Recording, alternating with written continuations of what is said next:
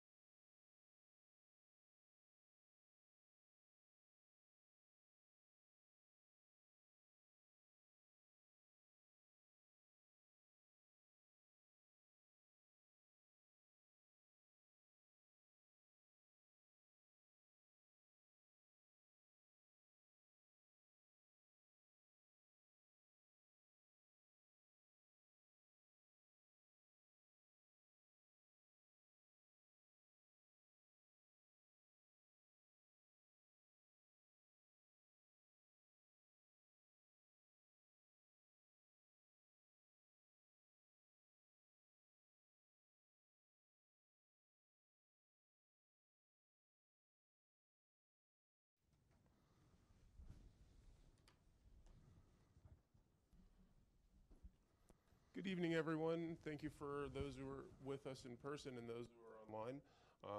Today we're going to be having a topic on advanced orthodontics from Dr. Stephen Lucarelli.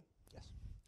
He received his dental degree from the University of Columbia School of Dentistry. He also received his certificate of orthodontics from Columbia University and became a diplomat of the American Board of Orthodontics in 1998. He's been a clinical professor of orthodontics at Columbia University for the past 35 years and has multiple other very long awards. I'm seeing on this one, but I'll let him go into that. I'm sure he's got a story or two to tell as he goes through his topic this evening. And without further ado, Dr. Lucarelli. Well, thank you, Matt. Thank you, guys. Thank you very much. Matthew, thank you for that great introduction. It's really an honor to be here and been enjoying Napa. My wife and I came out here on Friday night, and in the future I think that I'll probably try to schedule my lecture towards the beginning of my trip because we've gone to a bunch of vineyards and you know, it's been really a terrific time. So really wanted to thank you for having me here, and really beautiful place, and really have been enjoying being here. So today we're going to talk about minimizing surgery, and we really want to discuss all of the different ways in which patients have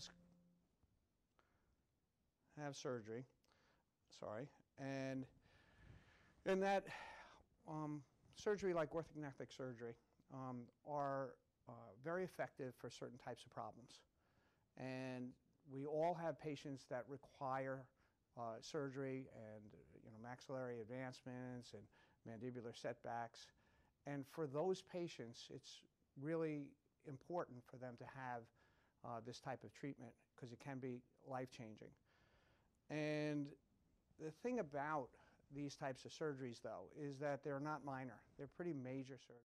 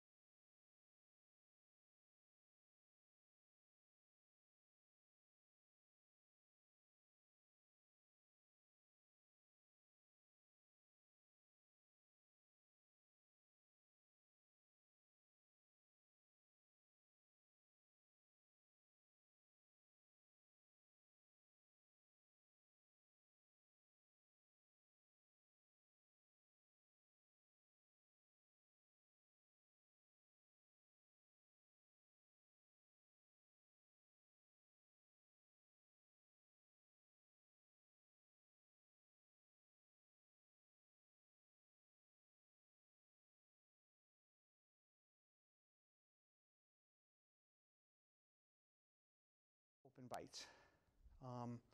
And basically, anterior open bites are one of the most challenging types of treatment that we do. We're also going to do changing profiles, missing teeth, how do we deal with that, gummy smiles, forced eruption so that we can reduce grafting, laser techniques that we use directly in our orthodontic office, impacted second molars, how to deal with those non-surgically, Class 3 surgical approaches similar to Jeffrey's, missing laterals, and rescuing hopeless impactions, which is my favorite.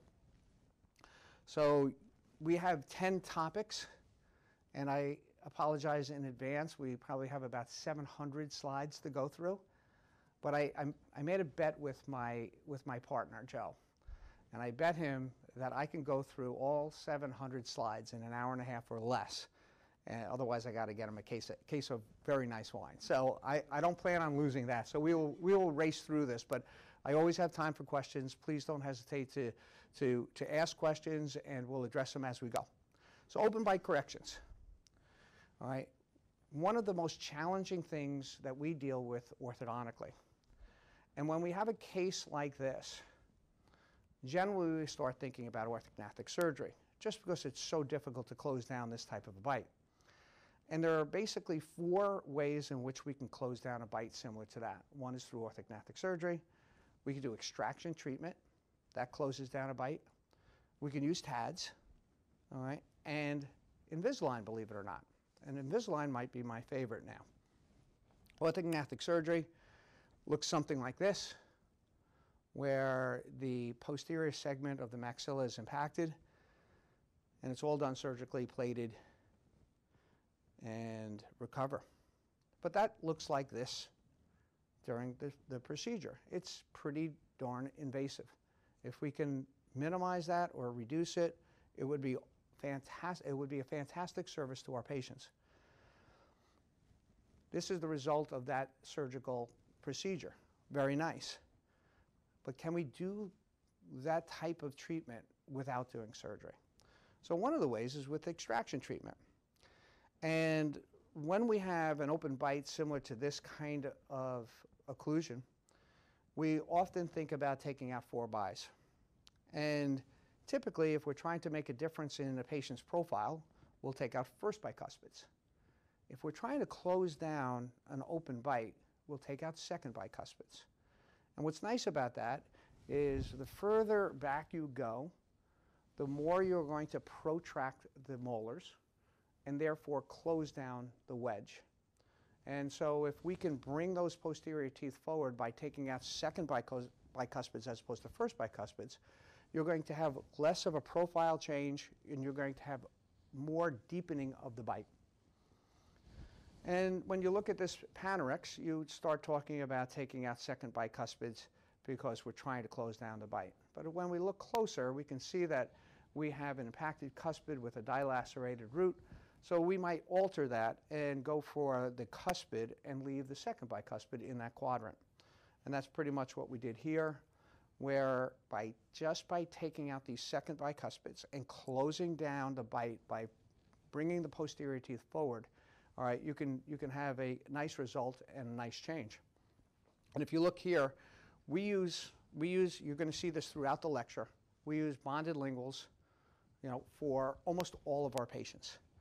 And we are just big believers in that. I believe that most patients don't wear retainers as well as they should, especially adolescent patients. And if you're going to rely on them to wear retainers, you're going to have a lot of failure post-treatment. So almost 100% of our patients get bonded linguals. And if you look here where we took out the cuspid as opposed to the bicuspid in that quadrant, you can see how the bonded lingual extends to the bicuspid and crosses over where the cuspid was. And that will maintain our bite and maintain our resolution of the crowding that this patient had. So you can see here where we took out the upper second bicuspid and the lower cuspid, and we closed down the bite. The third way is utilizing TADS, temporary anchorage devices. And TADS are a fantastic adjunct to our treatment modalities. And the reason is it does something that nothing else can do. It allows us to move teeth in directions that we really can't move them otherwise. And a TAD is the pursuit of a perfect anchor. It doesn't move. It allows us to move teeth, and it's temporary. So we use them quite a bit, and we use them in many different ways. So the three main ways to use a TAD is to move teeth vertically and intrude them. Very difficult thing for an orthodontist to do, intrude teeth.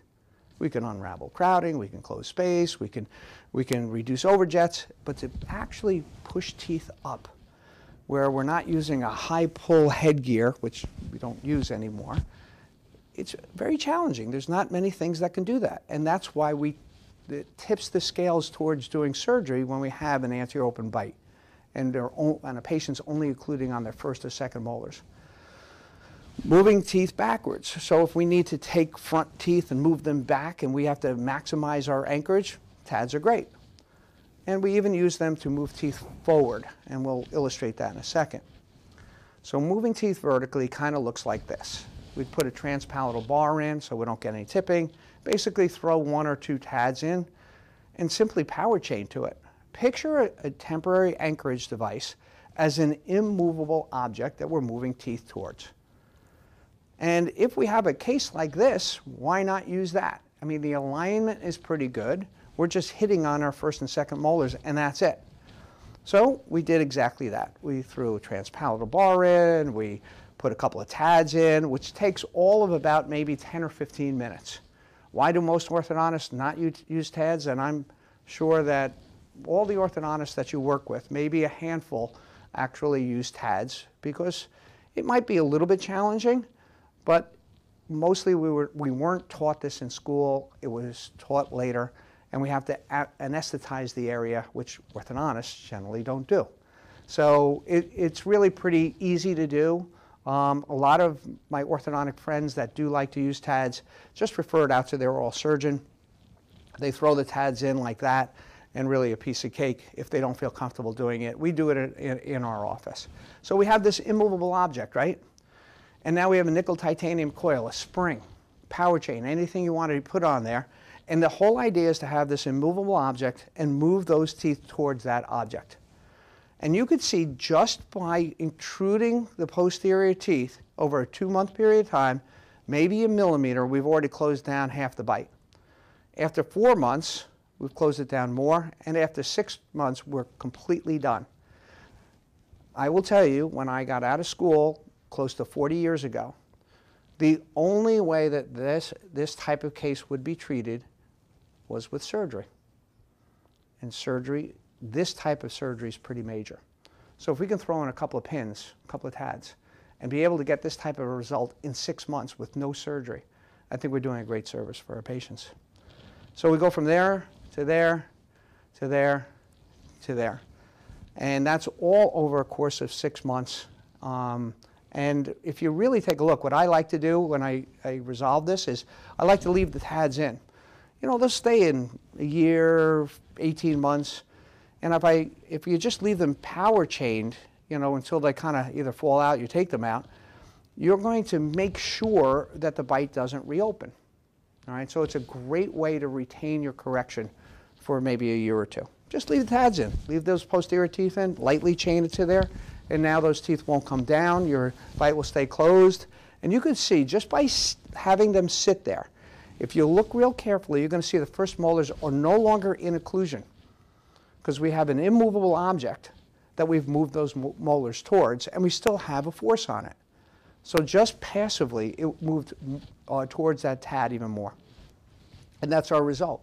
That's a 2-year post-op treatment, which was nicely maintained. My best way now, and granted, what I just showed you, all of those cases, the surgery case, the extraction case, the TAD case, that's hard work. I have to say that that's a lot of work to treat those patients, all right?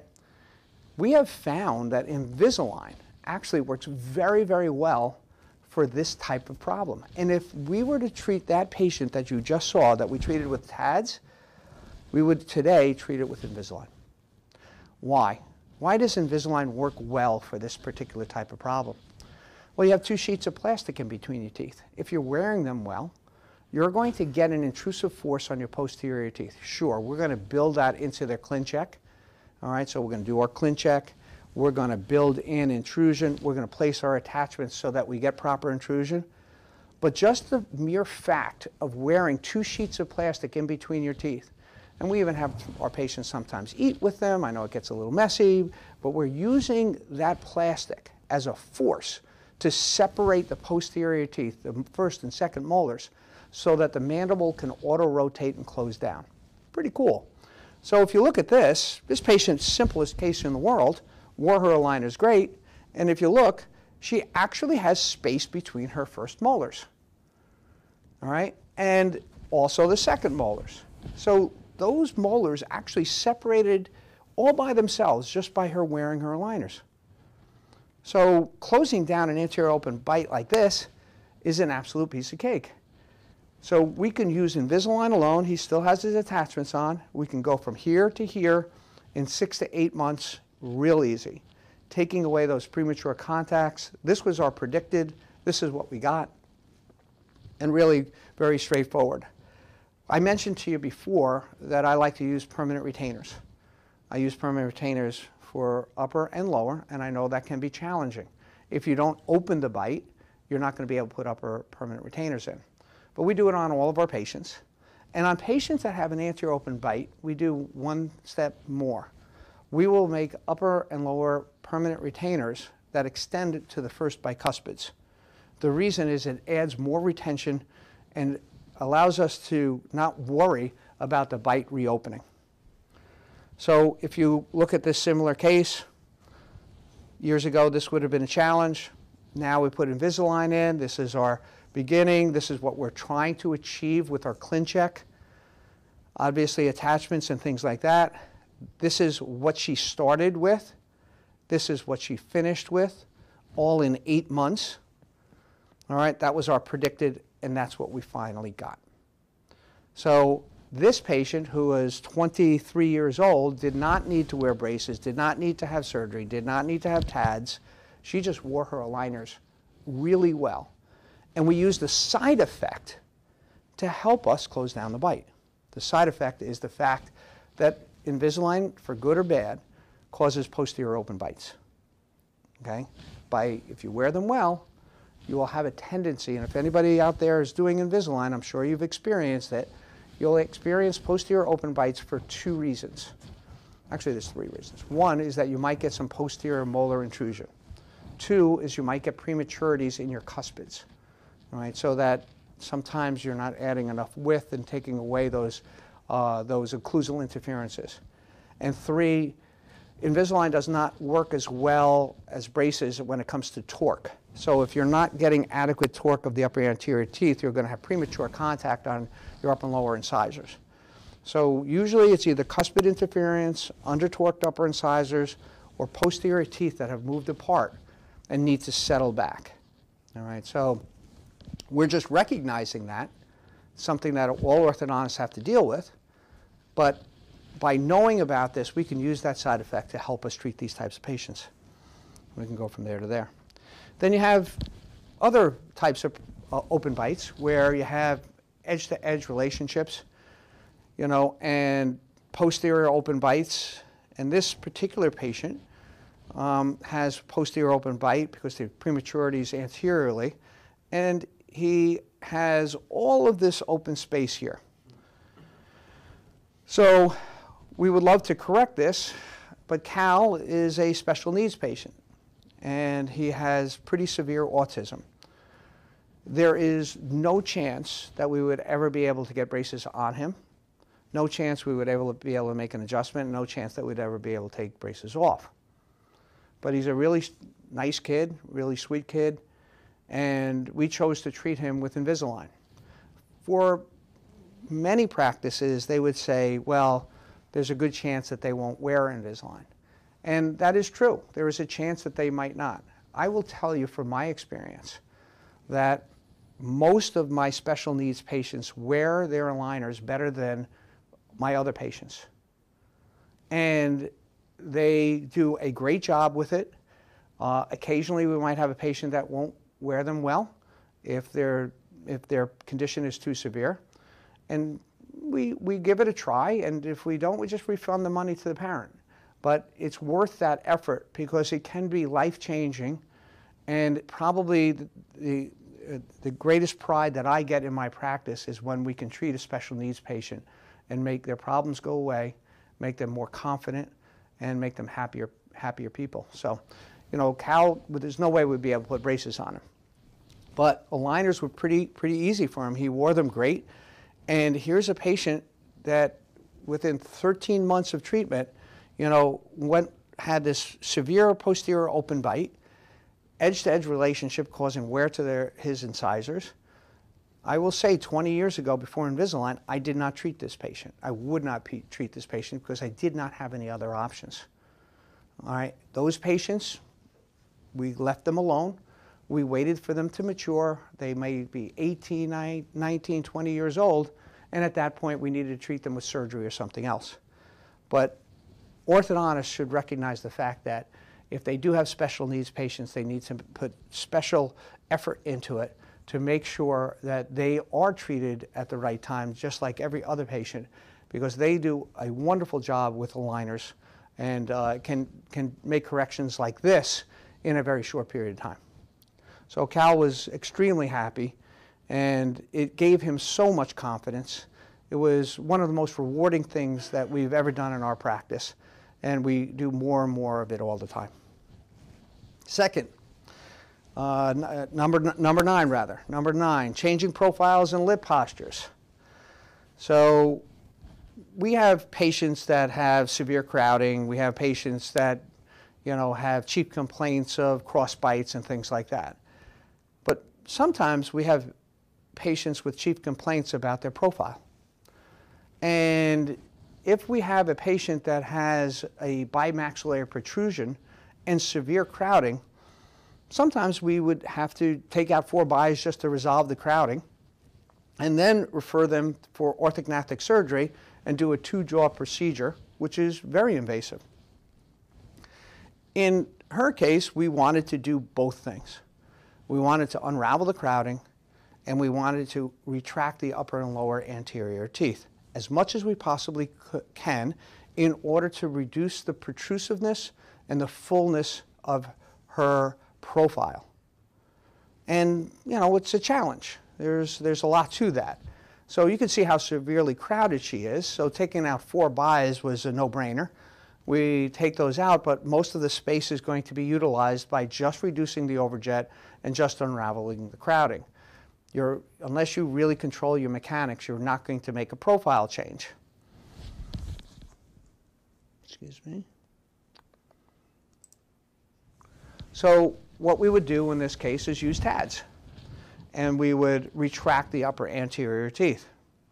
And this allows us to control our anchorage so that the back teeth don't slip forward, and we're fully retracting all of those into all of the space that we've made by taking out teeth.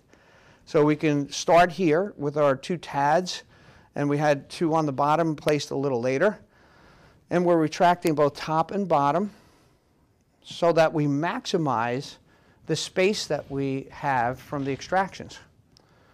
So this is her result, and we've got a nice occlusion. And you can see here, very, very important, just as I mentioned before, bonded lingual, not going from cuspid to cuspid, but going to second bicuspids. Why? I guarantee you, any orthodontist you work with, if they take out upper bicuspids on an adult patient, I guarantee you, they will open a space distal to their cuspids. Could be 1 millimeter, could be 2 millimeters. Becomes a food trap, aesthetics are an issue. You start seeing that space. You need to be proactive about that, because you're bunching up all that gingival tissue where you took the teeth out, and that pressure can cause that spacing to occur. So we send our bonded linguals back to the second bicuspid and back it up with a Vivera or an Essex. And if you look, you could see that this is where her profile was, and that's the change in her profile just by taking out 4 bicuspids and using good mechanics with TADS in order to maximize the retraction of the upper and lower incisors so that we can get a happy patient and have really developed a treatment plan that not only corrected her teeth, but also was designed to correct her chief complaint, a full profile with lip protrusion. All right, cruising along. Number 8. Any questions out there? So far, we're doing fine. All right, number 8. So moving teeth and avoiding implants, or missing teeth and avoiding implants. We see a lot of patients that are missing teeth. And agenesis occurs in about 7% of the general population. So if agenesis occurs in 7% of the general population, then an orthodontist is going to see a lot more than that percentage. Because almost every patient that's missing teeth is going to need to have some sort of orthodontic treatment. So here's a patient that's missing 4 second bicuspids. And we could easily decide to just leave the E's, the deciduous second molars, and just place implants someday. And that is a very reasonable approach, and we do that a lot. But when I see a patient that is missing 4 bicuspids, I immediately think, can I treat this patient as a simple extraction case? Can I do that? And why would I want to do that? Well, if I can avoid a patient having 4 implants and having to maintain those implants for the rest of their life, I think that we're providing a great service. So if all things were equal and I can do anything, I would much rather close all this space and make the problem go away than to open space and allow a patient to have implants for the rest of their lives. Now, of course, we all do implants, and we're all happy to do that, and we know that implants are a great restoration. But if she's my daughter, and I have the opportunity to save her from having to have implants and maintain implants for the rest of their lives, we're talking 80, 90 years, I think that we're doing a great service just by making those spaces go away. Plus the cost. I mean, you know, there's considerable cost associated with having 4 implants and crowns and having those crowns redone over the course of a lifetime. So if we can take out those baby teeth, you know, the deciduous second molars, and if we can just burn everything forward and make the problem go away as if it never existed, I think that's a wonderful thing to do for a patient and minimizing their surgical needs. So that's kind of what we're looking to do here. You know, again, we can place a TAD, we can put a chain, and we can protract the molars. Why can't we do this on everybody? Well, you know, if a patient doesn't have somewhat of a full profile, it's hard to maintain that profile without dishing them in if we're closing all that space. A TAD helps quite a bit because you're controlling that retraction. But patient has a ton of space everywhere, right? So when we take out these teeth in the back, we have extra space that we have to deal with. And look at the lower. What a beautiful arch form. We have a little bit of spacing there. And are we really suggesting to take these baby teeth out and close all of this space? Well, in her case, I think that that is the right thing to do. So we put in 4 TADs. We treatment planned it to close all the spaces as if she was an extraction case. And we were very careful to drag the posterior teeth forward, not drag the anterior teeth back. So we are closing the space carefully, and we go from here to there. And basically, you could see where the deciduous teeth were taken out, and we have no spacing now because the first bicuspid is right up against the molar. Same thing here. So we were able to make this problem go away for this patient, have no surgery, no implants, no crowns, and spend the rest of their life with natural tooth structure. And the trick to it is to avoid the implants, but also to maintain a patient's profile if that's what you're looking to do. Some patients have a pretty significant bimaxillary protrusion, and this is easy. But if a patient has a nice profile to begin with, the last thing you want to do is dish it in. If that's going to be the solution, then certainly don't take out the deciduous teeth, don't close the space. But if you can do this without changing a patient's profile, all right, with no negative effects, and just close the space, I think you're doing a great service, again, for your patients and avoiding surgery. So on Maria, she had an odontogenic myxoma, and she needed to have her first molar extracted. And there was no way around that, and this was just discovered, and we said, okay, we need to get the E out and we need to get the first molar out. So both of them were extracted, and we were planning or thinking about putting an implant in to replace the first molar. But what if we could drag the second molar into the first molar position and drag the third molar into the second molar position? Wouldn't that be nice? And if this were your daughter, isn't that what you would want for her? If it could be done without affecting occlusion. So we got the first molar out. We waited for more eruption. You could see the second bicuspid tipping distally. And then we put braces on. And we're basically just dragging those teeth forward. And we're closing the space. We'll use a TAD to help maximize the anchor. The reason why we have to do that is because as we're closing space posteriorly, what's going to happen to the front teeth? Everything has an equal and opposite reaction. The front teeth will move posteriorly as we're closing space, and that could foul up your bite. If you have a class 1 occlusion, you'll end up with a class 2. So you have to be very judicious about the way that you close the space, but it can be done. So we dragged the second molar, an entire molar forward, so that the second molar became the first molar. And then we kind of were hoping the third molar would erupt. That would be nice, because we do need something for the upper second molar to occlude against. But it was in pretty good shape and erupting, and eventually came in. We threw a couple of brackets on later on in life. Probably when she was 17, 18 years old, we did what we call a sectional.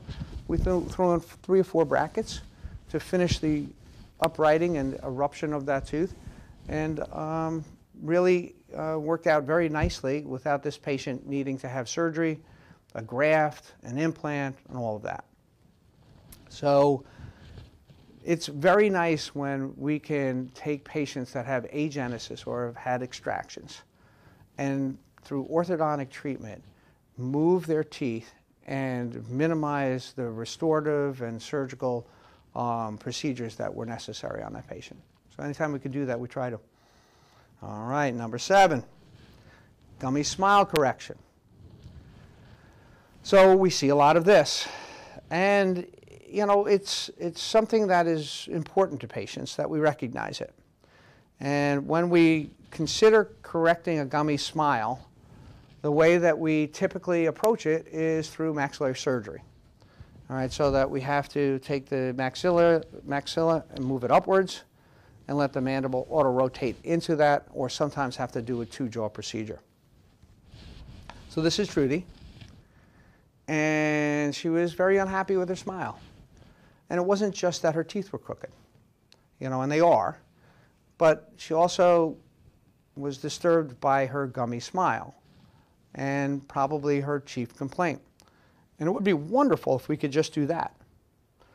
But, you know, if I just put braces on, okay, so you might be working with an orthodontist. He sees, you know, a deep bite. He sees crowding.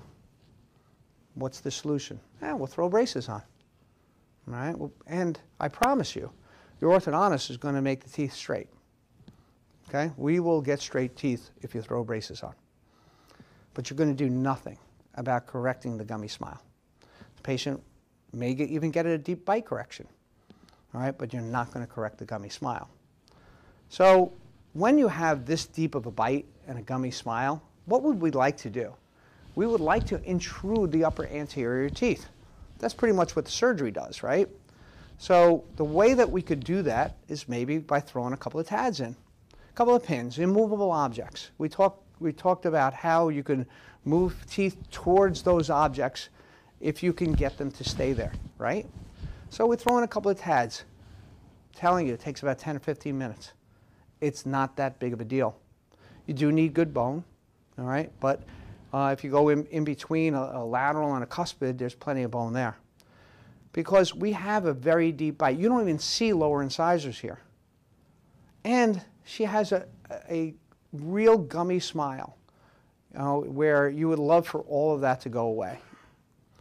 So what we're really doing is placing a couple of TADs, and we're trying to move those teeth towards those TADs. And that looks something like this. And there's a bunch of different ways of doing it, and that's how you can change a gummy smile, by getting pure intrusion of the upper anterior teeth. So here are our TADs. And here's our chain, and it's pretty simple mechanics. Throw upper braces on, no lower braces.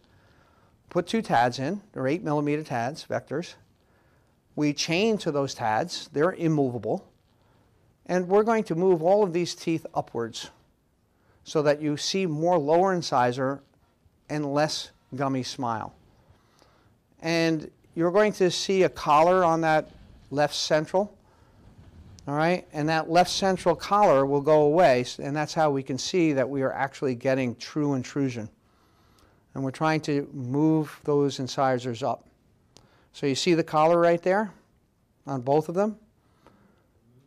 Now we're getting a little bit more intrusion. We buried the collar, all right? And at the same time, we're seeing more of the lower incisors. Now we have some braces on. And we're getting more lower incisor, and look at how far we brought those upper incisors. If you put braces on, teeth would be straight, but this would not happen. And that was her temporary restoration, and that was the change in her smile. And that was her change, the change in her smile.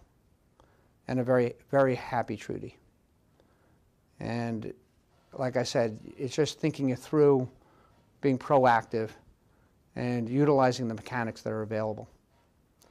And here's another special needs patient, Petros, who has cerebral palsy, in a wheelchair, and a lovely kid, but no chance of me being able to put braces on him. Yes? How old was her, the previous one? The previous one, I would say she was about 45 years old. Still works on that age? I'm sorry? In that age also works, is not limitation. Yeah, I mean, treatment at that age is maybe a little slower, all right, but you can get pure intrusion, with this type of mechanics, for sure. And you can get intrusion with Invisalign. So Petros, he has cerebral palsy.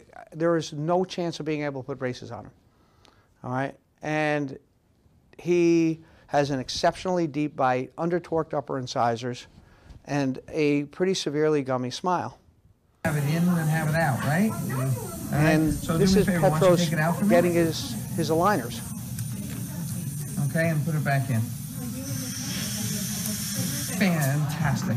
Aren't your upper teeth getting straight? All right, doing a great job. Awesome. Okay. He wore his aligners about as well as any patient I've ever had.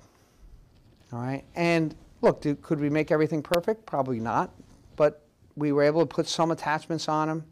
They were easy to put on, they were easy to take off, and he got a very nice correction with his effort. Again, one of the most rewarding things we do in our practice is treating our special needs patients. Forced eruption, all right, number 6. Going along. All right, forced eruption. So basically, Erica, when she was 8 years old, hit her front tooth on the bottom of a pool. And she needed to have a root canal. And we treated her between the ages of 12 and 14, as we treat all of our patients. And, we got a nice result. And you can see where her bonding is. And she was planning, when she was 18 or 19 years old, to have a laminate done. And that's the root canal she needed, fairly extensive. And we put a bonded retainer in to maintain everything. But she then had an accident, and she fractured the same central vertically, and the central was going to need to be extracted. And if you look, you could see that she has kind of a gummy smile, and we were very concerned about how the margins would look after that extraction.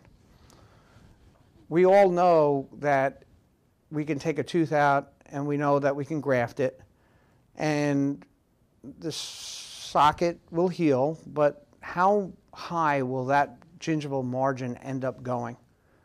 And if you can see the scalloping of the gingiva and you end up having a higher area there, it can look unsightly. So we had to do something to try to minimize the changes of the gingival architecture. So what we did was forced eruption, slow forced eruption.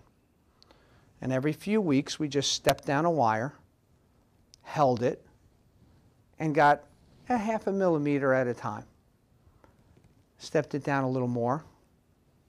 And what we're trying to do here is really backfill the socket. So we're bringing that tooth down real slowly. Bone is filling in behind it so that you need less of a graft and you'll have less of a defect when we're all done. So we're moving the tooth down, moving it down, moving it down. And this is over at maybe a 6-month period of time, going from here to here. And those are the changes that we were trying to do. And then we took our braces off, and I put a bonded retainer in. You must maintain this correction for at least 3 to 4 months as bone is filling in. And you can see where the gingival margin is on that tooth. As I'm bringing it down half a millimeter at a time, I'm lopping off the incisal edge, so therefore the crown height's going to be smaller and smaller. Look at where the changes of the gingival margin. Look at how much of a change we made over a 6-month period of time. She was not happy. She was in college at the time. She's running around with that kind of look, you know, in college. And, you know, you can see what a change in someone's smile when you have gingival margins that are not ideal. But, you know, she managed for 3 or 4 months. And here's our bonded retainer to make sure that we backfill that bone in there. And if you look, you can see on this periapical that the apices are different, right? So probably about 4 or 5 millimeters lower on that central. And you can see pretty nice interradicular bone occurring as well. So you know you're backfilling that socket. You know the defect is going to be less. You know your graft is going to be less. And now you also know that the changes to the gingival margin will be less as well. So now we extract the tooth and we put our implant in, and we still have part of the bonded lingual there. Now we have our final crown. And if we look carefully, you could see that everything looks pretty darn nice, and the gingival margins actually look very symmetrical. I can assure you that if we didn't do forced eruption and backfill that socket, that the gingival margin of the left central would be higher than the right. Right now, as we look at it, it's actually lower. It will change over time, all right, but it's beautiful. We now have symmetry. The margins sit next to each other, so those things are important. Granted, it's a lot of extra work, but when you're looking at a 20-year-old that's going to be smiling for the next 80 years, I think it's worth the extra effort before you put an implant in. I'm very happy with her smile.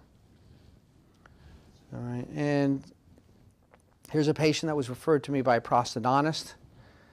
She had a tooth taken out by her dentist and must have taken half the maxilla because we have quite the defect there. She also was missing teeth on the lower left for a period of time. The upper left first molar over extruded. We have too narrow of a space there to actually place implants and crowns. So our goal is to do what? Well, what are our options? We could extract the tooth. We could do a crown lengthening procedure, root canal, crown on the tooth. And that's quite a bit, you know, that's a lot in order to save that tooth and be able to restore the lower left quadrant. Or is it possible that we might be able to use that same technique we talked about before in terms of closing down an open bite and just intrude that one tooth so that we prepare the area for you guys to be able to restore it? So that's what we'd like to do. The rest of her occlusion was fine and her alignment was fine. So why even deal with anything like that? Is it possible for us to just work on that one tooth and prepare this area for you guys very easily, very simply, without getting too involved? Sure, we could leave all that alone. So we made a double transpalatal bar, 2 bands, simple appliance. Probably cost me $120 from the lab. I charged her nothing because I work with the prosthodontist quite a bit, and he sent her over. And I kind of felt bad that here she has to go pay for orthodontic treatment and all of this restorative work. So it wasn't that big of a deal. It was a simple appliance, 1 TAD, a few visits, and we saved that tooth from having to be extracted or a crown lengthening procedure and a root canal. So here's the band. On the other side, I didn't want the other molar to move, so I designed it with a hinge. So if you look carefully, you're going to see a little hinge there so that the tooth could be intruded without affecting it. So here's our pin. It's a vector TAD made by Ormco. And all I did was put a nickel titanium coil spring onto the transpalatal that had a hinge on the other side. And the goal is just to intrude the tooth. It's a piece of cake. It's a few months worth of work. And if you look, you're going to start to see that the band that you were seeing all of before is now being intruded into the tissue. So much so that you don't even see the band anymore. Look at how much we've intruded that tooth. And while we have that there, we can put our implants in, and you can see the implants down there. The one thing I will say is that you cannot let this go until the teeth are restored. If I take that chain off, even for a month, a tooth will re-extrude very, very quickly. So I leave it on. I'll leave the TAD in, leave the chain on, go do your thing. Go make your bridge, put your crowns on, and I'll leave that there, and as soon as you're done, I'll free it up. But look at the difference. Look at the top picture. The top picture, you see the entire band. The bottom picture, you see none of it. So we must have intruded it 5 millimeters. Now you have your implants, all with no braces, just a simple appliance, a simple pin, and some elastic force. Now we have enough distance to be able to put a crown on. We have our implants, all right, our crowns. We can free it up, and that's the best they could do restoratively with that defect. But at least we prevented the need to have a root canal or to have that tooth extracted. So we're at halftime. Okay, I think that we're doing okay. We're about, has it been an hour? Let's see. Okay. No, about 45 minutes. Excellent. Okay. I got to do this in under an hour and a half. Okay. So any questions? Everybody good? All right. So number 5, all right, is lasers. I love having a laser in my orthodontic practice. Love it. And it's absolutely mind-blowing to me that less than 5% of all orthodontists have a laser. And if your orthodontist does not have a laser, you should ask him why. I use it all the time. I couldn't live without it. And I'll show you a bunch of ways in which we use it. So I use a diode laser by BioLase, and it's been in my office a couple of years, but it's probably the 5th or 6th laser that I've had, and I love it. What can we do with it? Soft tissue exposures. Probably the most common procedure done with a laser in my office. Gingival recontouring, mid-treatment gingivoplasty, pre-prosthetic contouring, and laser-assisted Invisalign. Okay, this is my laser. Again, probably 5th or 6th one I've had.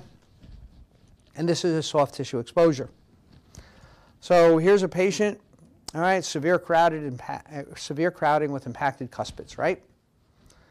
So we choose to take out 4 buys. Not that I do a lot of that, but I am showing a few cases with it. I would say that when I first got out of the program almost 40 years ago, 25% of my patients had extraction treatment. I would say that less than 10% of my patients have any extractions whatsoever. It's just the way the pendulum has swung. And I agree with it. Bottom line is that we want a broader, fuller look, and any time that we can make room for everything, we try to. So, on this patient, we took out 4 buys. And pretty easy extraction case, actually, because almost all the space is being utilized just by teeth coming in.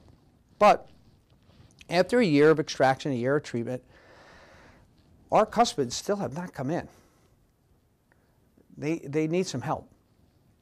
They're sitting right under the surface, but my hands are tied. I can't do anything. I need them to come in for me to finish this case. So very simple. We anesthetize the area. Most of the times I can do it with just a strong topical. Sometimes I just numb it. Not a big deal, but that's usually a stumbling block for most orthodontists. They don't like to give a needle. And honestly, I didn't either, because the last time I had given a needle was in dental school, and I had been practicing for 10 years, and I was shaking the first time I was giving a needle. So, you know, for an orthodontist, it is a hurdle. I see that. I see that. Ask your orthodontist the last time he gave a shot. All right? So, this is such an easy thing to do, it's ridiculous. All right? And it saves patients 6 to 12 months worth of treatment. Think about getting your patients out of treatment 6 months earlier. Think about how happy they are. Think about how happy you are as a practice and business owner, all right, having a patient finish 6 months earlier, probably 3 or 4 less visits. All right, and all you needed to do was numb the area a little bit, take out your laser, and within 5 minutes, you now have tooth structure that you could place a brace on. So we throw a little eyelid on. I describe it as making it the smallest window possible to get a brace on it. That's what I tell the students. Just make it tiny. Don't take off a bunch of attached gingiva. Find the tip of the cuspid. All right? Make a tiny little circle, just large enough to put an eyelid on. And then we put some traction on to help bring it down. And you can see that within months, 4 months, I've got the tooth in. I guarantee you, if I had not done a laser, 4 months later, it still would have been covered by tissue. So we go from here to here in 4 months, and now we're on our way. Same thing here. Cuspid's sitting there underneath the tissue. We put braces on. We make space. It's still sitting there. Now it's getting close. It wants to pop through, but it's having a hard time. It could be months. Could be months. So 10 minutes later, we're able to make a window, place a brace on it, same day, put a little traction on.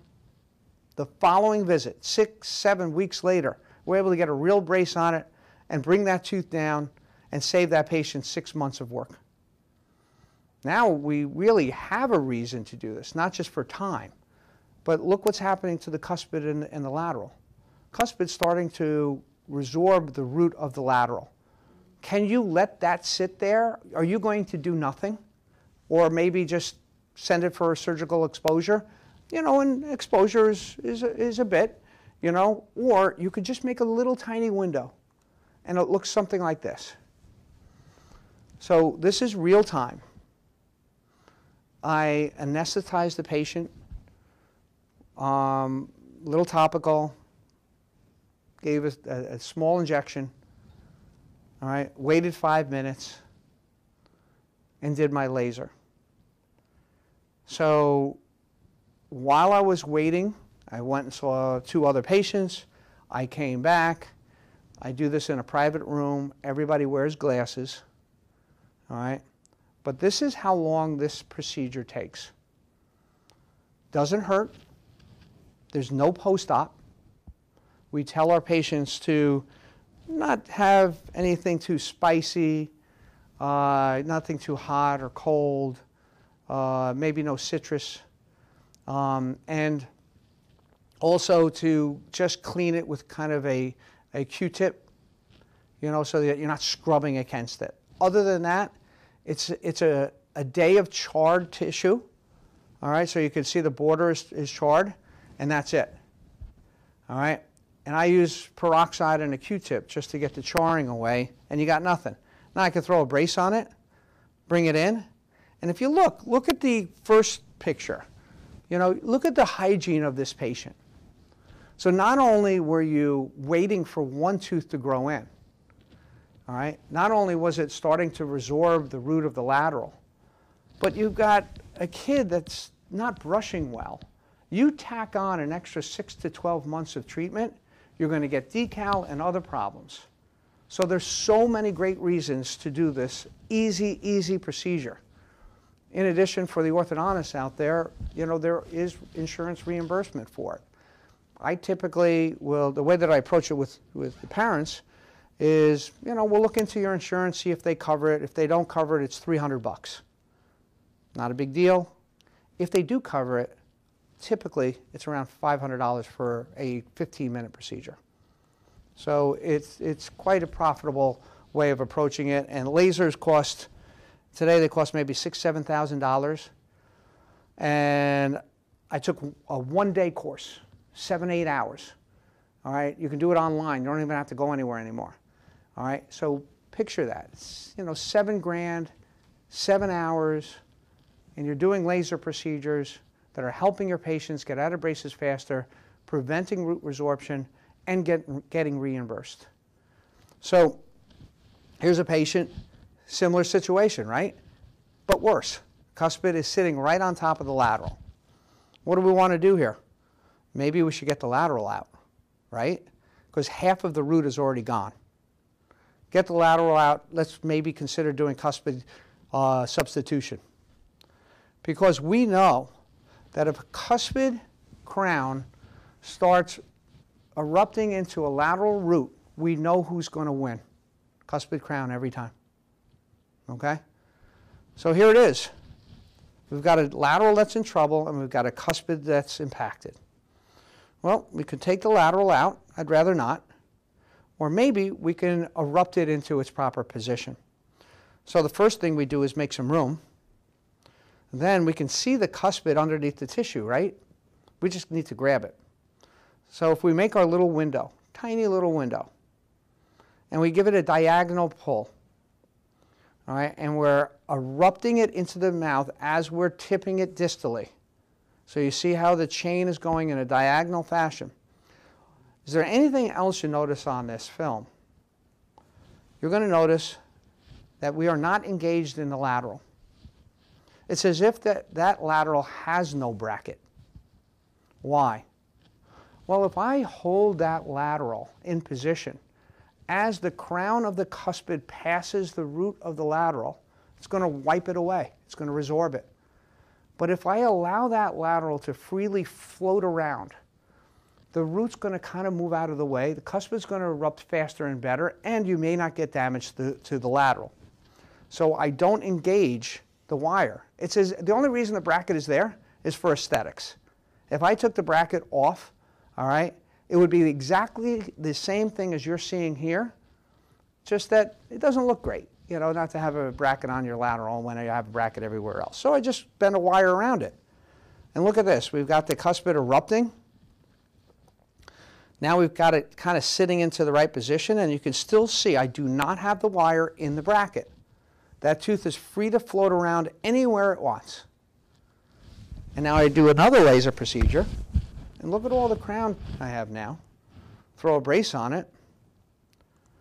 And now I put a wire in, and I can erupt that into its normal position within months. But what about our lateral? You know, how much damage did we get? Actually, almost none. You could see on the distal of the apex that there is a little bit of root resorption there.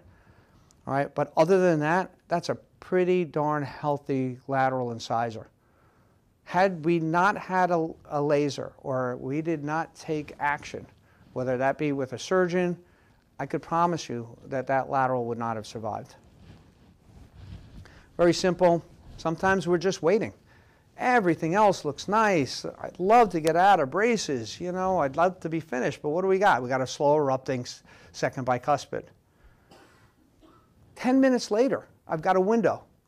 I throw a bracket on the same day. I tie it to the wire. What's the big deal? Tooth's erupting. Now I can get a real brace on it. Look, it's where it should be now, all in 4 months.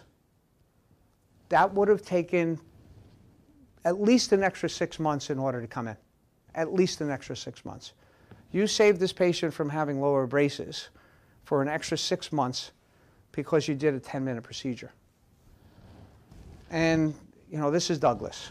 I feel bad. You know, he's 11 years old, all right, and he's running around in school with no upper teeth. I can't tell you why he didn't have upper teeth. Everything looked fine when we looked at his radiograph, but the only way I can describe it is maybe he has kind of like shark skin. You know, it's just too thick biotype.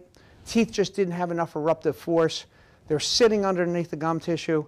Everything looked healthy and normal, but he's 11 years old and does not have his front teeth. All right, but everything looked okay. So here we are. Break out our laser. All right, met him on a Tuesday, had him come back on a Thursday, and we did a little procedure.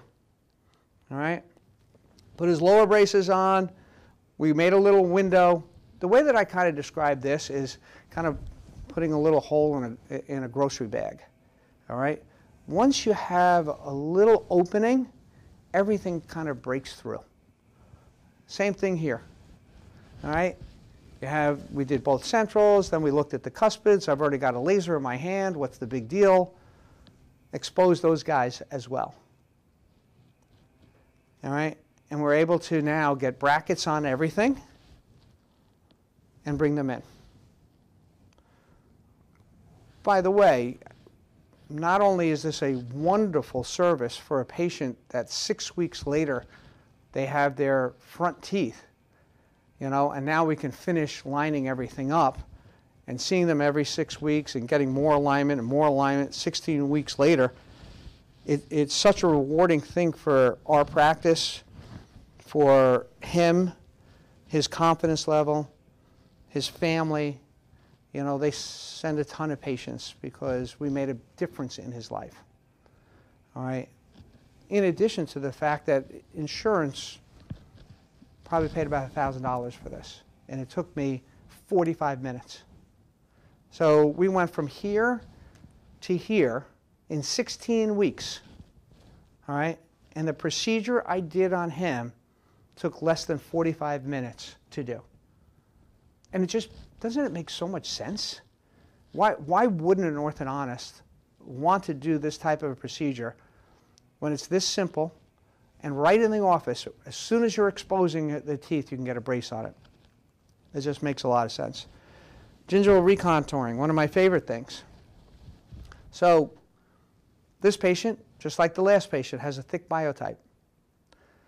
And we treated her in about 18 months, and we had a very nice result when you look at her teeth, when you look at her bite, when you look at her alignment. It's nice. Good alignment. Also good alignment. Good occlusion, class 1. Class 1. And good incisal guidance, everything I'm looking for from a hard tissue point of view, right? All right, you really can't make it much better. But her smile was not great. It just kind of looked okay. Just not great. Now, you could let her run around the neighborhood with this smile and still be very proud of what you've done and the work you've done. But this is the way her teeth look. And we know that there's a lot of enamel under that gum tissue. She just has a thick biotype. So maybe a few weeks later, we bring her back in the morning when it's nice and quiet. Takes me about 45 minutes to do a gingival recontouring. We develop nice scalloping about 1 millimeter away from the CEJ. And it can make a huge difference. So this is the left side, that's the right side, and that's pretty much how she walks out of the office. Again, I tell her not to brush hard. She uses a Q-tip with some peroxide, and, you know, she'll go from here to there in 45 minutes. She's already happier. And then 3 months later, this is what her teeth look like. Now it looks great. Now we have the hard tissues where we want them, good occlusion, good alignment, but we also have the tissue where we want it. Very simple thing to do, all right? And it can take your cases from being a B+ to an A+. We do it on adults as well. Here's a patient with severe crowding, both top and bottom, narrowness, deep bite, worn incisal edges. Maybe we align everything and then we talk about doing laminates to give him some length, right? Goofy kind of smile. So we go from here where he started, all right, and we want to show less gingival tissue to here. So we align the teeth, and then we do a simple laser to give him more length. Our game plan was originally to do laminates because he had these short, stubby teeth, right? But a lot of his tooth structure was being hidden by gingival tissue. So that we can go from where he started to here, go from there to there, and give him really nice alignment without needing to have laminates done. Mid-treatment, so we're talking about 5 different ways in which I use my laser. We've talked about 2 so far. Mid-treatment recontouring. Fortunately, I don't see this a lot. Probably my bad. I made a mistake, put braces on when the tissue didn't look great. So within 3 months of having braces, not only did the tissue not look great to begin with, but it looks terrible now. No chance for recovery. If this patient became the best brusher in the world with braces on, tissue would still look lousy. It's redundant, it's inflamed, no chance for recovery. Or I take braces off pretty frequently when a patient isn't brushing well. And then on certain occasions like this, where we have that extra tissue and inflammation, we can take out our laser, do our recontouring, maybe a gingivectomy, maybe a frenectomy as well. And now that's beautiful. Now we could put our braces on. Now a patient has been given a new life and able to keep their teeth clean and their braces clean. Pre-prosthetic recontouring. Our restorative dentists will love this. So, easy case, undersized lateral and a peg lateral. So we put our braces on, start lining things up, and we know from the beginning that we're going to do bonding post-treatment, post-orthodontic treatment, and then eventually laminates. Okay? We know that. Undersized laterals, especially a pegged, that's what we're going to do. But how about I send this patient over to you right after I take their braces off? All right, so picture this patient, I'm all ready, I've got the space, and I send this patient over to you, I take their braces off, and the tissue looks like this, and I sent them to you in order to have restorative work done. I am tying your hands behind your back. How are you going to do a great job on this case with this type of tissue? It's inflamed, it's bleeding, you have extra tissue, redundant tissue. There's no way that you can do a great restoration on these 2 laterals in this condition and have proper emergence profile, shading, everything. So why not just do a little laser procedure before we send them over to you so that the teeth look like this? And now you can have a proper emergence profile. Now you can have, you know, a proper restoration, bonding, and then future laminate. Makes your life a lot easier. And all it takes is a few minutes with a laser. Laser-assisted Invisalign. So what is that? So many of the people that are watching this presentation do some Invisalign. And when you have a patient like this, has a gummy smile, redundant tissue, we wonder how well Invisalign is going to work. There are two main reasons why Invisalign does not work. One is compliance. If they don't wear them, they're not going to work. Two, through no fault of their own, is surface area. You give me a patient with big, wide teeth, and even if they don't wear them great, we're going to get some pretty nice movement. You give me a patient with tiny little teeth where I can barely get over a height of contour, nothing's moving. So this is where the gingival margin is. There really isn't that much real estate there. They're short clinical crowns, and that's all we have to work with. So with this patient, we did a first set of aligners and see how everything goes. But we would love to have that much surface area, and we would love for our gingival margin to be there. So here's our first refinement. And if we do a laser now, as opposed to waiting until the treatment is over, not only is he going to be running around with a less gummy smile, but your aligners will actually work better. Look at all the surface area we have now. Look at the crown length that we have. This is where the old aligner finished. And that's where the gum line should be. And that's how much surface area we could have. This is the old aligner. That's where it ended. Look at how much enamel was hidden underneath the gum tissue. Not only to give him a less gummy smile, not only for us to get more enamel and more tooth show, but also to actually make your mechanics and your aligners work better. 6 days later, tissue doesn't look too bad, does it?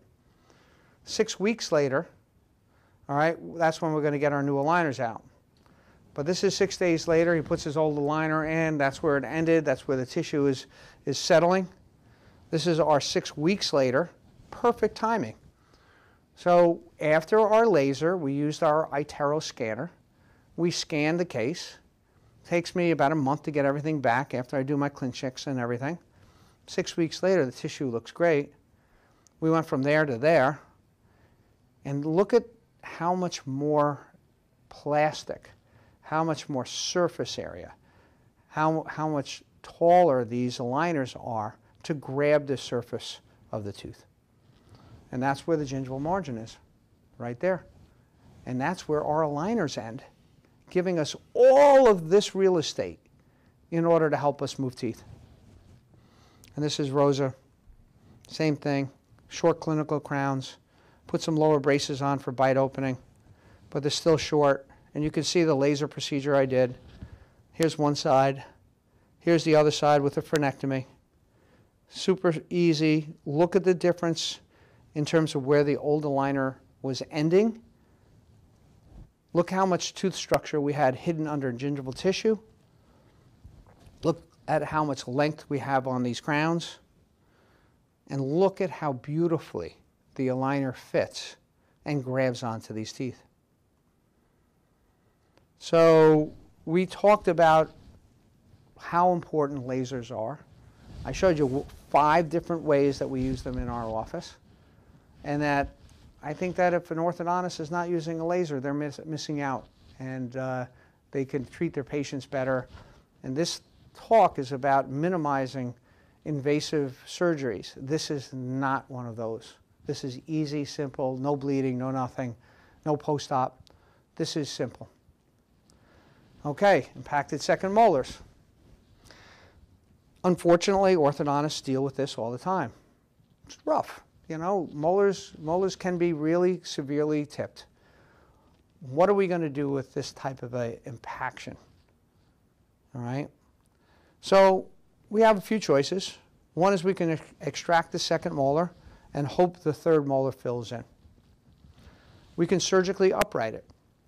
So a surgeon will go in, he'll extract the third molar, he'll tweak the second molar and physically upright the second molar into position. Unfortunately, it often has some morbidity, fractured roots, devitalization, unsuccessful surgery. A lot of times it works out nicely, and it's instantaneous, right? So you go and you have your surgery done, If it works, great. A month later, we can start moving teeth around. All right, but it does have morbidity and risk. Or can we take a tooth that's that severely impacted and upright it orthodontically and avoid all surgery? Well, the first thing we would have to do is get access to it. So we'd take out our laser and we'd make a window. Then we'd place a brace and make that brace as crooked as the tooth is. And then attach that to the rest of the brackets so that we get a force that distally drives the second molar. And I like to leave the third molar in under most circumstances because it kind of acts as a fulcrum so that the tooth actually rotates up as opposed to extrudes. Sometimes the third molar is in such a position that it would interfere with the uprighting. So that's what we did. All right, we basically have a little spring there. We got a bracket on it after doing a laser, and we're uprighting it, and we corrected that molar without any surgery other than using a laser. So it went from here to there. So if your orthodontist says to you that this patient has an impacted second molar and there's nothing that they can do about it, I think they're wrong. And then we can take the third molars out. And that's our second molar. That's the second molar that we thought was either hopeless, was going to need to be extracted. Same thing here. So I'm watching this patient. Adam looks fine. All right, everything looks fine. Come back, Mrs. Smith, in 6 months. All right, we'll take another look. We'll see if Adam's ready for braces. Comes back. We did nothing. No bands, no nothing. Both molars are impacted. So we do our laser, and we upright, just as you saw before, using the third molar as kind of a fulcrum, and with a bracket that's as crooked as the occlusal edges or the occlusal surface is, that will help upright the tooth. Here's a patient who was referred to me by an oral surgeon because an orthodontist sent this patient to the oral surgeon to have the second and third molars extracted. And we thought it would be worthwhile to give it a try. All right, you can see the other second molars are all fully erupted. This guy's stuck. So he's stuck in there. Maybe we could make some sort of cantilever. All right, take out our laser, get a brace anywhere we can find it. All right, anywhere we can find some enamel. Get a brace on there, put a little bit of traction on it. Little steps like rungs on a ladder. Right? Now we do another laser. We get a new brace on it. All right, you can see the tooth erupting.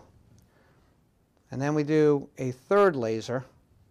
All right, we can get a real brace on it and save the tooth. So lasers come in handy for a lot of things. One of our challenges as orthodontists is getting our second molars where they should be. And I think that that's just as important as an upper incisor. You need to fix your second molars. That's part of the deal. Okay, 3 more categories. Doing great. All right, class 3. So these are my 3 favorites, okay? Class 3 surgical correction. We know how to fix this surgically. And it is basically a mandibular setback. But I'm not sure that all class 3s are the same, and I'm not sure that all class 3s should be treated with surgery. So here's a patient with a full anterior crossbite, and he comes in, and I kid you not, he sits down and he says, just treat my lowers and just straighten my lower teeth. That's what he wants. So this is his occlusion, full anterior crossbite, all right, and crowding. And of course, I have to discuss with him the option of having surgery. So we talk about it. We say, look, you know, we could fix your bite, and we could do it surgically with a mandibular setback, and that will fix the way that your teeth meet. It'll improve your profile. It'll do a bunch of things. So he's like, nah, just straighten my lower teeth. Well, years ago, that was a tough thing to describe. So when I visualize just straightening his lower teeth, I visualize his teeth moving forward, the anterior crossbite being worse, all right? and I know that I'm just making him from bad to really bad. But now we have so many tools at our disposal. We just break out our iTero, we do a scan, and right then and there, we do a simulation. Matt is still sitting in the chair that I did the scan on. And I sit there and I say, okay, all right, why don't we look at what would happen if we did surgery? Okay? So if we did nothing, his lower teeth would be forward. I showed him that. And then I said, okay, Matt, if we choose to do surgery, this is how your upper and lower teeth could look. And he has that opportunity to visualize it. Good. Really pretty cool. Matt, this will be the before and after. Okay, your teeth will look like this. They'll look like this if you're willing to do surgery. What's the problem? The problem is Matt's a pretty good-looking guy. And if he were my son, I probably wouldn't do surgery on him. I reserve that for mostly profile changes that we're looking for. He's happy with his look. Sure, he's a little mandibular prog, mid-face deficient. He's got a little bit of both, but nothing too significant. Where when he's sitting across the desk from me on a consultation, I'm saying, this kid needs surgery. I'm not saying that. So is there any other option? Can we maybe take out 2 bicuspids on the bottom and make the problem go away non-surgically, just extractions? So say, hey, Matt, how does this sound? If we take out, and this is all in one consultation, by the way, if we take out 2 lower bicuspids, let's see how that would look. And I can show him a simulation on his first visit, and now I've talked about 3 options already: non-surgical, surgical, and what we would get if we take out 2 bicuspids. And I can show him from the front too, that hey, your crossbite can be corrected without major surgery, just extracting 2 teeth and going from there. So that's what we did. We took out 2 teeth. And we did some lower braces and upper Invisalign. He wore some class 3 elastics. You know, when we treat these cases, the issue usually is that your upper second molars don't have anything to occlude against unless your third molars have erupted. But that's a small compromise compared to doing major orthognathic surgery on a patient that has a nice profile. But this was the predicted, this was the result by taking out 2 bicuspids on the lower and maintained his facial appearance and his profile, something he didn't have a problem with. Same thing here. Not all class 3s are alike. All right? This, without question, I put a set of models on the table. If this room was filled with orthodontists, they'd all say, this patient needs orthognathic surgery. But not all cases like this are the same. Certainly an anterior crossbite, it certainly needs to be corrected. We have to figure out a way to do it, and orthognathic surgery does make sense, except for one thing. She's a pretty girl with a nice profile. And I am not sure if we did a mandibular setback, she would look as nice. I think she'd be mandibular deficient. She'd probably need to have 2 jaws. That's a lot of surgery. And if this were your 24-year-old daughter, would you recommend doing that? Not sure. Or maybe we could just take out 1 bicuspid and move everything back and correct the anterior crossbite. Well, that's what we did. And this is the iTero scan that we had a conversation about. Same day. Had a consult, discussed surgery, discussed options, non-extraction, surgical option, extraction, taking out 1 bicuspid, not a big deal. We did all of this with Invisalign. She's still in treatment. All right, wearing some class 3 elastics. She never had braces. We did this with Invisalign. It actually works very nicely because you're disarticulating the occlusion and you can jump the crossbite better. So we went from here to there in about 12 months. She's about halfway done. And her profile and her face remain the same, which in my opinion was one of the goals. And we avoided major surgery. As I said, If this room was filled with orthodontists, everyone would say that she needed orthognathic surgery. I'm not so sure. Same thing with him. He had 3 consults. Everybody wanted to do surgery on Michael. He didn't want to do surgery. Said, is there another way? All right. Full anterior crossbite, narrow maxilla, severe class 3, both sides. And I could see why orthodontists would say, Michael, you need 2-jaw procedure. But he's a good-looking kid with a pretty good profile. Maybe mid-face deficient slightly. Not really prog. All right? Nice-looking kid. If he's my son, I'm not sure I'd do surgery on him. I can tell you that with really good orthodontics and a really good surgeon, we don't always hit it perfectly. There are sometimes very big compromises associated with having orthognathic surgery because it's not an exact science and it has its challenges. So what do? We could take out 2 buys, right? Or maybe we can retract the whole lower arch. Wouldn't that be cool? All right, we already talked about one case where we took out 2 buys. We talked about another case where we took out 1 buy. What if we take out no buys? All right, what if we just take out the wisdom teeth? All right, create this soft spot in the back. It's called a wrap effect. All right, so picture today I take those molars out.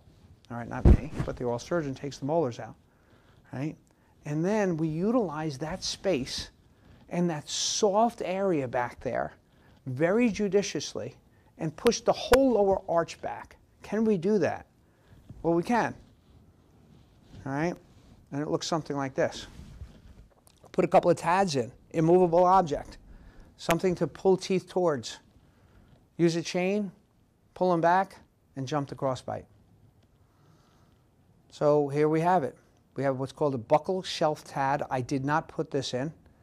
It's a PSM TAD, heavy duty, not a difficult procedure. I mean, you know, you basically numb the tissue and the surgeon just screws it in. It's about a 10mm TAD, not a big deal, but it's a little heavy.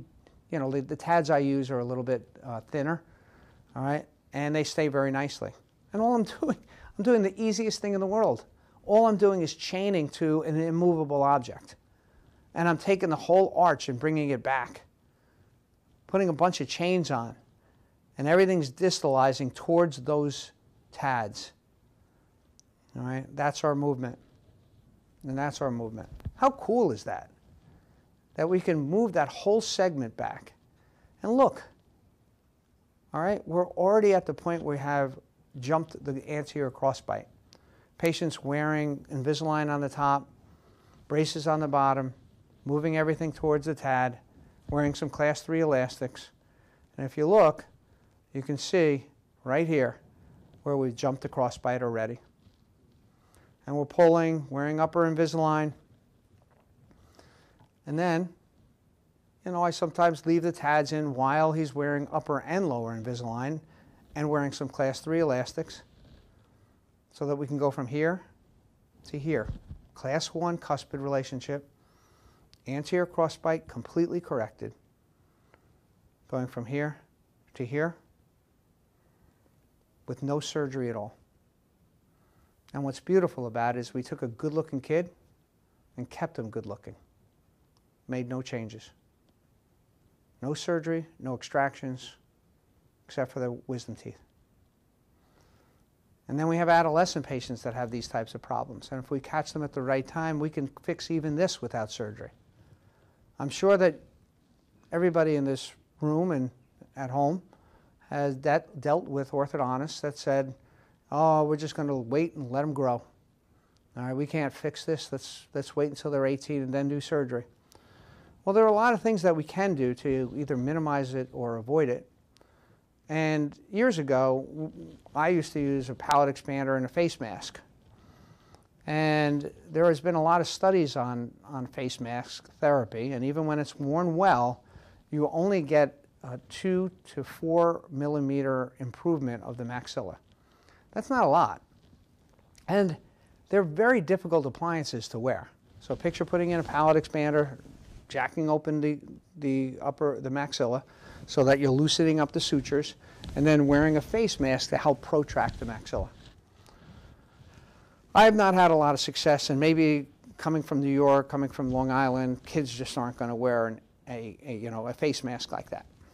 So what we'll do is we'll put in our palate expander, and we'll put lower braces on while we're cranking it. So our protocol is to put a palate expander in, double turn, 2 turns per day for 2 to 3 weeks. While they're turning it, they're wearing braces on the bottom and class 3 elastics.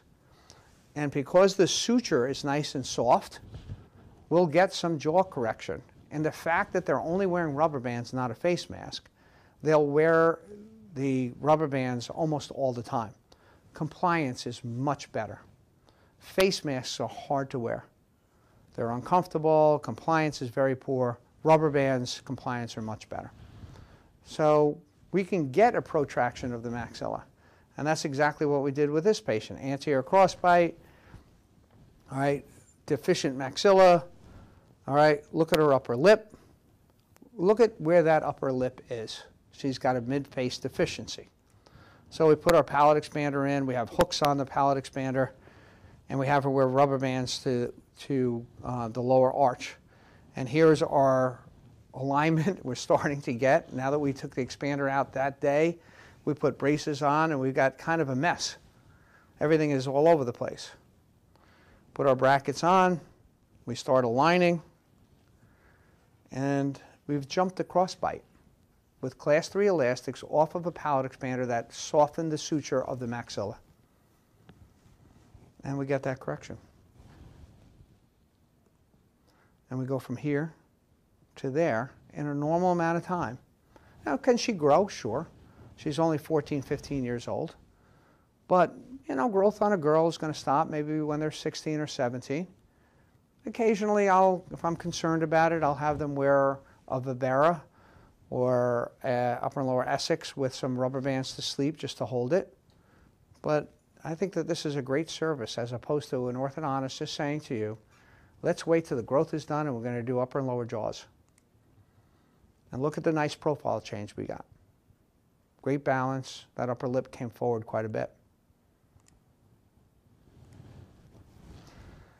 And then this is Natalie, who had a similar problem, anterior crossbite, maxillary width insufficiency, and severely impacted cuspids. Look where the cuspids are growing in. They're growing in between the centrals and laterals. That's how bad they are. And causing resorption. We've got to do something. So we do our expander. While we're doing our expander, you can see that she's wearing braces on the lower. And so with the braces on the lower and the palate expander and hooks on our palate expander, we can have a patient wear elastics to help drive the maxilla forward and slow down the development of the lower. But we still have these cuspids to deal with. What are we going to do with that? Well, you know, you can see where they're growing in. They're right on top of our centrals. They're not on top of laterals, they're on top of centrals. So, break out our laser, make a tiny little window, throw on a tiny little brace, and we start moving them distally. Move them a little more. Using a nice round wire, lightly ligating it to the brackets so that the teeth can move around. All right, and we're continuing to bring them distally. Now we have to jump the laterals. We got teeth all over the place. Look at this, it's a mess. All right, teeth are everywhere. All right, and we're trying to jump a cuspid around a lateral. Obviously the lateral is not engaged. I want that baby to float around all it can. Patient's going to need to have a graft done because, you know, look where we're dragging that cuspid to. But things are starting to look a little better. Now we're lining it up pretty nicely. And that was her result. So we can jump these types of situations. We can use a palate expander to help correct the class 3 without surgery. We can move these cuspids so that they don't negatively affect the roots of other teeth. And we can get really nice results while doing it. All right, 2 sections left. All right. These two sections I'm very passionate about. One is about missing laterals, and we'll get into that right now. So missing laterals. Very common thing that I see in my office. Every single day I have at least one patient that has missing laterals. And I throw this out to the audience. If you had a choice and you could do anything and your own daughter was missing her lateral incisors, would you rather open up space and have 2 implants in the lateral position, or would you rather close the space and put your cuspids in your lateral position and do cuspid substitution? I'm going to go through this presentation, but that's what I want you to picture in your own mind. If this is your own daughter and she was missing 2 lateral incisors, what would you want to do if you could do anything? So this is opening space, creating enough room so that we can do an implant and crown. This is closing space, when we take our cuspids, which are diamond shaped, and make them look like a rectangle. So when we're opening space, we have to consider occlusion. And all patients that are missing teeth fall into one of 3 categories. Either we have to open space, we have to close space, or they fall into a gray area. We could do it either way. And that's where that first question is. If a patient falls into that gray area, would you rather open space or close space on your own daughter? If a patient has a class 1 or class 3 occlusion, we need to open space unless we take teeth out on the lower. We rarely do that unless the patient's bimax. But just picture, hey, class 1 occlusion, you try to close space, you're reducing the size of the upper arch, you're going to end up in a crossbite, right? So if it's class 1, kind of like this, we have a class 1 molar relationship, we have a missing lateral, and if we tried to drag all the teeth forward with equal and opposite reaction, what's going to happen to the front teeth? They're going to push back. They'll end up in an anterior crossbite. So in this case, because we're class 1 occlusion, we really need to open space and retract the cuspid into its normal class 1 relationship while creating enough room for an implant.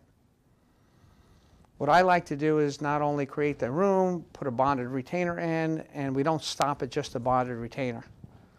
I add a bonded retainer to the cuspid and bicuspid on that side, because I promise you, by the time this patient is ready for an implant, the root of the cuspid would have moved into that edentulous area, and now you can't place your implant unless the patient's retreated.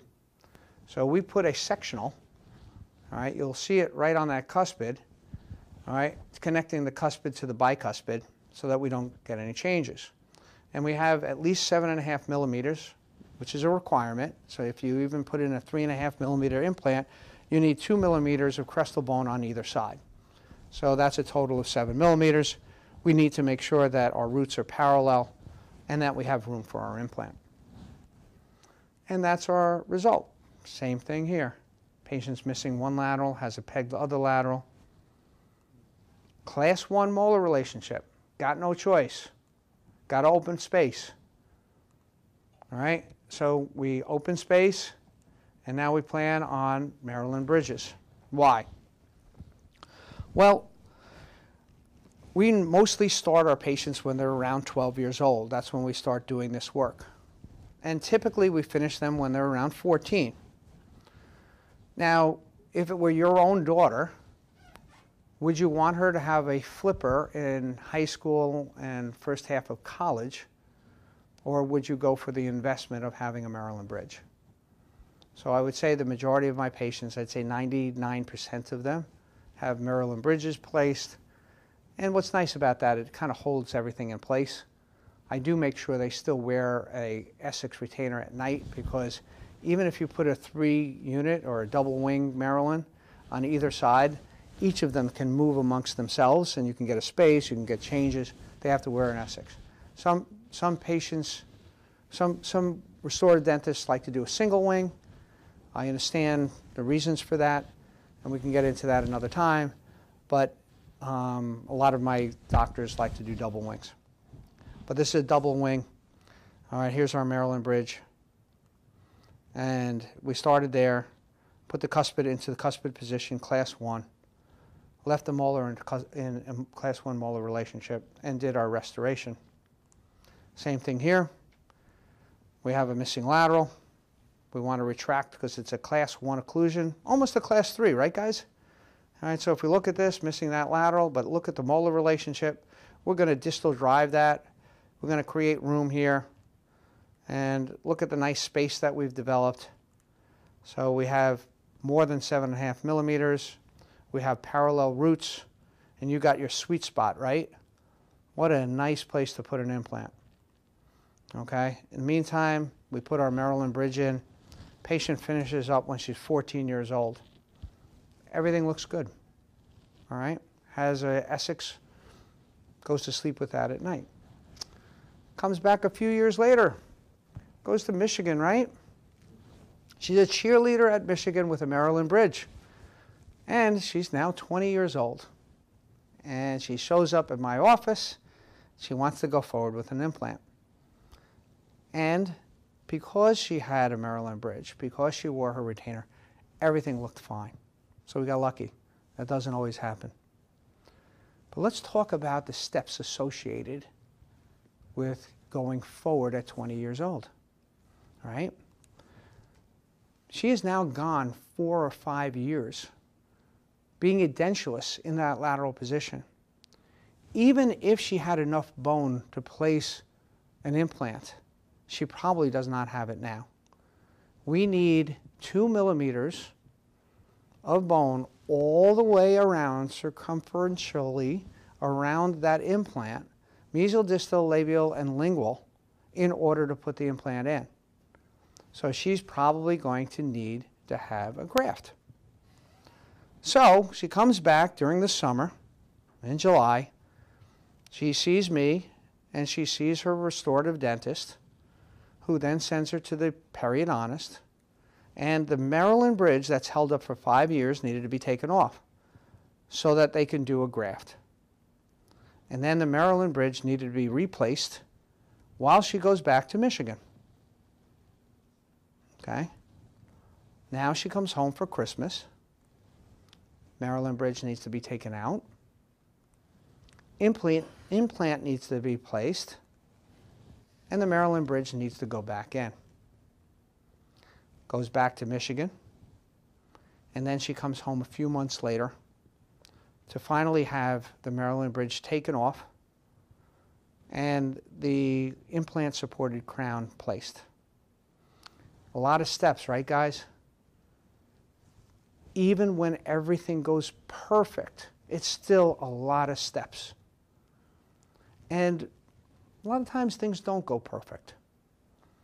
And even when they do go perfect, there are a lot of things that I worry about if she were my own daughter. All right, really nice result, right? But, you know, if she smiles broad enough, do you see a little bit of gray showing through? Do we have to worry about other things like recession in that area? Do we have to worry about peri-implantitis or infraocclusion or open contacts? And if she's only 20 years old, that means that that implant needs to last the next 80 years of her life. What lasts 80 years? Not many things. So I worry about it. Everything went perfectly, but I still worry about it. And when things don't go perfectly, it's still an issue. All right, so those are the things that you guys have to deal with a lot more than I do. But it's something to take into consideration. When we open space, yeah, let me check the time. Wow, okay, got 15 minutes. All right, so when we open space, all right, this is what that looks like. All right, sometimes we have other issues where we have dilacerated roots, and it prohibits us from having enough space. We need to over-upright those roots. And when we over-upright them, it does change the way the crowns of the teeth look. So I know I tell all of my parents of my patients that they will probably need to have laminates done, because when we move the roots out of the edentulous area, we're spinning the crowns of the teeth, and we might be able to reshape them a little bit, but they may also need laminates. And this is the kind of retention that we do for a flipper. Those are the flipper, and we use a flipper until we put the implant, or Maryland bridge. This is cuspid substitution. So what we're really doing is sliding everything forward. And to answer your question, or my question, I would say that if it's my own daughter and a patient fell into a gray area where we can open space or close space, without question, hands down, after seeing 1,000 of these patients, I would close space every time. All right, I believe that it can look great. I think that you are setting a patient up with natural tooth structure in a very sensitive area. So here's a class 1 occlusion on one side, a class 2-ish occlusion on the other. We want to drag everything forward. And look at how we reshape that tooth. Now it looks like a lateral, right? And here's our bonded retainer, and that's our lateral incisor. Here's 2 cuspids growing into the lateral position. All right, class 2 occlusion. Why not close space, right? So now we reshape those cuspids mesial distally. All right, now we've narrowed them. We reshape them facially, lingually, and incisally. And they can look damn good. I mean, that is a cuspid. And yes, you're going to need to have a laminate done eventually. And the reason is that cuspids are a shade or two darker than laterals naturally. But I've also taken off enamel surface. So therefore, the dentin is going to show through and make the tooth even darker. So they're prepared. My kid, much rather have 2 laminates than 2 implants. All right, and you can get beautiful occlusion. It's class 2, but it's beautiful. All right, we have our bonded lingual going right to the bicuspids, and a really nice smile. When reshaping, pretty simple. Just go in with a disc and reshape. Disc on the distal, disc on the medial. Then I do the incisal edge with a barrel diamond, do the facial surface, through the lingual surface, and that's what our cuspid now looks like, a lateral incisor. It's dark, going to need a laminate, but it'll look great when we're done. That looks like a lateral. And then when we're finished, you can have the laminates done. Here's a patient, Katie. You know what? She had a peg lateral on one side. She had class 2 occlusion on both sides. Why not just take out the peg lateral, have symmetry so both sides match? We took out that peg lateral with a small root. We had a lot of space to close, and we just dragged everything forward. And that is a cuspid. That looks like a lateral. My daughter, treat her like this every time. Same thing here. More class 1, much more difficult case. All right? Father was a dentist. He said, I want the spaces closed. I'm like, really? I mean, look at how much space I have to close. I want the spaces closed. Class 1 occlusion. She was a great patient, wore class 3 elastics. And look, full class 2 occlusion, molar relationship, and cuspids are in the lateral position, and they look beautiful. You probably need to do nothing. Same thing here. Missing 2 laterals, class 1 occlusion. Cuspids are in the lateral position. Let's drag everything forward. Look how beautiful that is. Class 2 molar relationship. All right.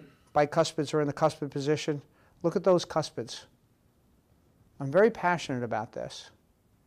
I really think it's a better treatment plan. I think it'll last 80 years too. All right. And then, you know, occasionally, you know, the tissue, when we're missing, look, that's a cuspid in the lateral position, right? Look at the gum tissue. All right, no matter what I do, you're going to get redundant gum tissue in that area. All right, so why not trim it? Break out your laser. Super easy. Make it look great, not good. So here's our laser. Now look at it. You'd never know that that was a cuspid. You do some gingival recontouring, look how beautiful that looks. And a happy patient. Sometimes we can actually leave the deciduous cuspids. Move the cuspids into the lateral position. All right, you can see where those cuspids are. Close the space. Why not? If you have to put an implant in, why not put it there? All right, this way you don't need a Maryland bridge. You don't need to do a graft. All right, you leave the deciduous cuspid right there. Bring the cuspids, reshape them. No Maryland bridge, no graft. All you need to do is bond the deciduous cuspids for now. And a great spot for an implant, plenty of bone.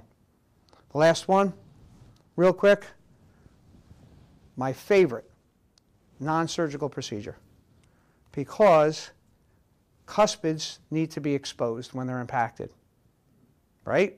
We're going to bring them in. Well, not this one. Look at that. It's stuck in the palate. All right? Take it out. And I've done it dozens of times. Take out the cuspid or abandon it. But we can sometimes leave a defect like that. And it's a lifelong decision. Losing your cuspid, you know, when you're 12, 13, 14 years old, big deal. So we've developed a technique to help erupt these cuspids. All right, and I like to call it cuspid redirection. So it is stuck in the palate, right? Not coming in. But what if we can redirect it to push out the deciduous cuspid? And the way that we do that is I move the adjacent teeth, the roots of them, so that it creates a funnel. And then I force erupt the deciduous tooth, believe it or not. Something we're going to lose anyhow. Keep reshaping the edge. Just keep pushing it down, force erupting it. And believe it or not, by creating this void right here, it can create a vacuum and allow for the crown of an impacted tooth to fit into that spot. And so here I am just force erupting the deciduous tooth. I've got nickel titanium coils creating more room. I'm creating a funnel for this tooth to redirect. And you can see that it's now at a 45-degree angle. Now we can do our exposure. Now we can bring it in. And very simply, take out our laser. Right? Pop the old bracket off.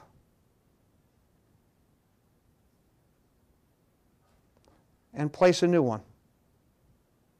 And on the same day, bring that in, bring it in. We have now saved that impacted tooth with minimal surgery. All we did was an exposure. That is life-changing. That tooth used to be extracted. Same thing, so we went from here to here. Same thing here, but worse. Tooth is upside down, stuck in the palate. Make room. Create a funnel. Create a soft spot.